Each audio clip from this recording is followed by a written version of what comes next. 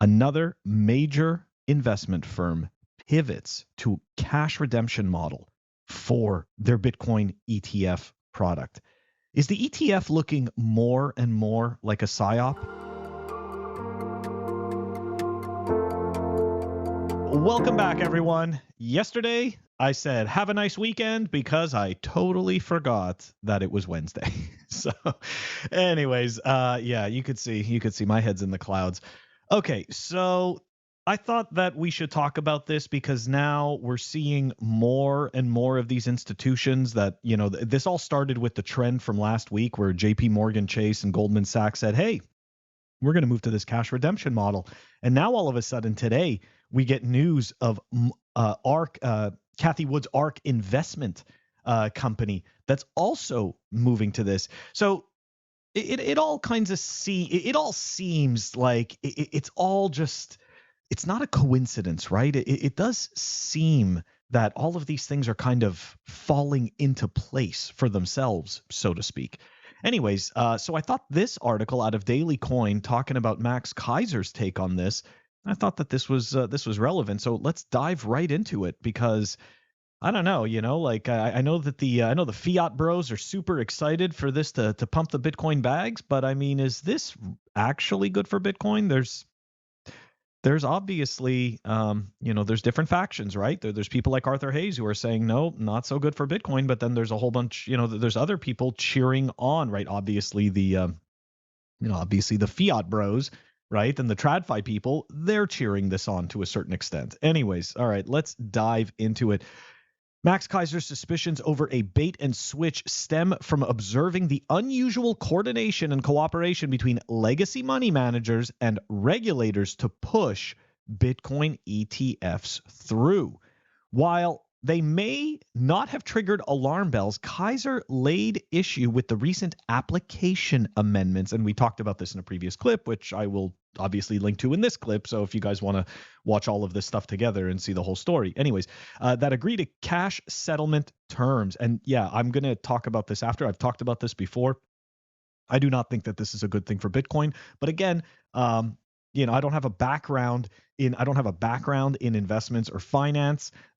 So maybe I'm totally wrong, and maybe I'm just completely missing something, but I'm pretty sure I'm not, because this stuff isn't as complex as they make it out to be. It's actually much simpler. Anyways, okay, specifically, Kaiser stated the cash settlement means ETF investors have no claim on actual BTC. And I as well see the same thing. I don't see how BTC ever has to be delivered, essentially making the ETF products a fiat money version of Bitcoin. Tying the dots together, Kaiser highlighted that the simultaneous bid to ban self-custody and the timely forfeiture of over 69,000 Bitcoin from the Silk Road prosecution to the U.S. government further rouses his suspicions of ETF foul play. Now, for the people who don't know, okay, this tweet here from Gabor Gerbax, let's see here, put this out yesterday, I believe it is.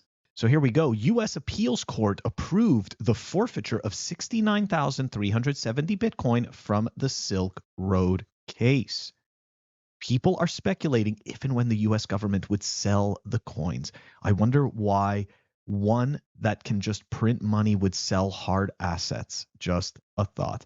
And yes, so this is FUD that has been hanging over Bitcoin for a very long time. People like Richard Hart have been, who is the creator of the scam Hex and the other scam Pulse Chain.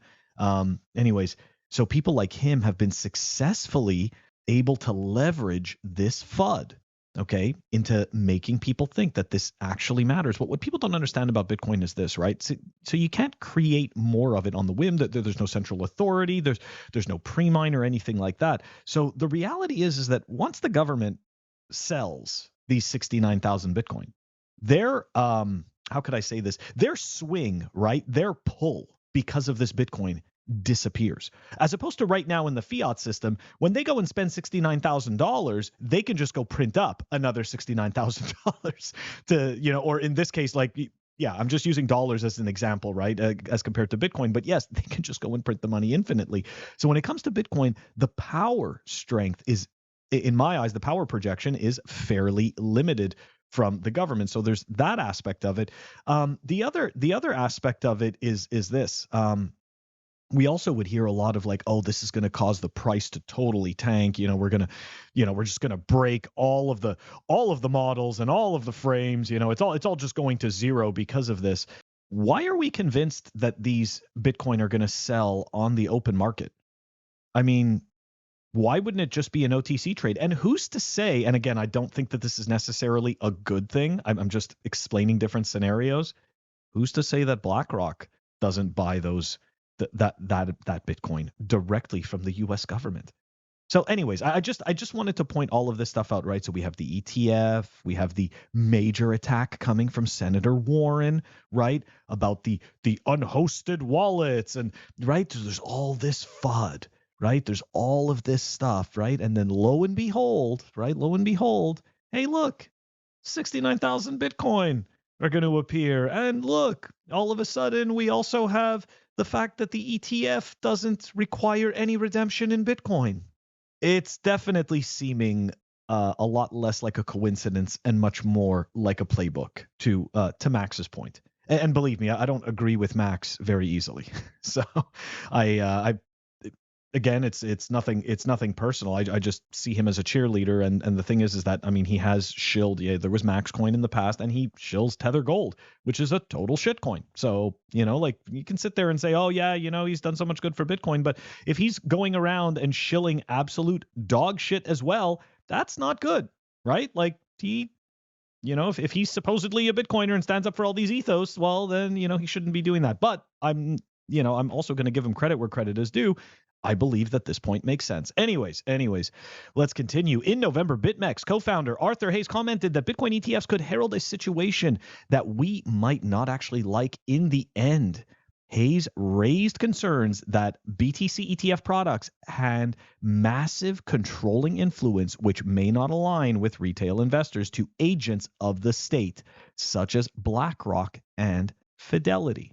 To wrap this up, the debate sparked by Kaiser's comments reflects the broader tension between Bitcoin's cypherpunk roots and its increasing integration with traditional finance.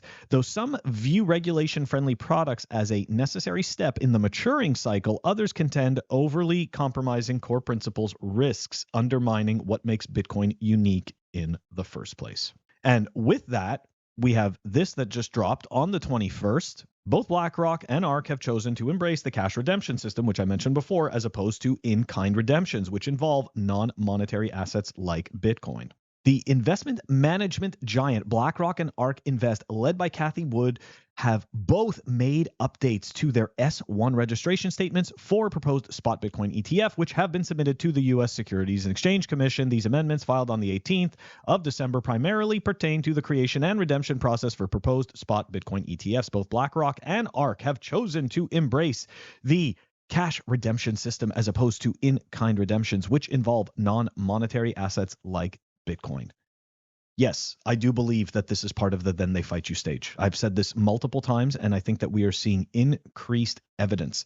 And the reason I make these clips, which, by the way, guys, if you enjoy these clips, you enjoy my content, all that I ask is that you subscribe.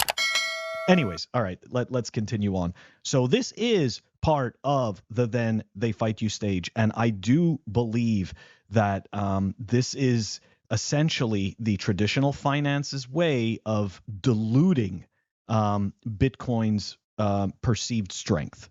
And the reason why I say that is because if you think about it like this, right? BlackRock gets to create these shares. Now, investment firms get to go to BlackRock and they can give them cash for these shares, but BlackRock is under no obligation to buy Bitcoin. I mean, we think there's an obligation to buy Bitcoin, but does it really have to? No, because at the end of the day, these companies are giving cash to BlackRock in order to create shares for themselves. So the product is not Bitcoin, okay? The product is not Bitcoin at all. The product is these shares and nothing else. There's no Bitcoin in any of this. So I hate to say it, but I do see this as an attack vector on Bitcoin. I should say an attack vector against Bitcoin. It's a double-edged sword, right? Because none of us are better than our incentives. And the truth is that many of us do exist, right? The majority of us exist in a fiat world. And for the most part, in almost every single store you go to or any type of merchant transaction you're going to do, you are going to be using the traditional system. So many people are still asleep. People do not understand the value proposition behind Bitcoin. The other side of this sword is that I do believe that these institutions, because you see, they can't hold back on their greed, right? Like this is something that we know. I said it before, none of us are better than our incentives.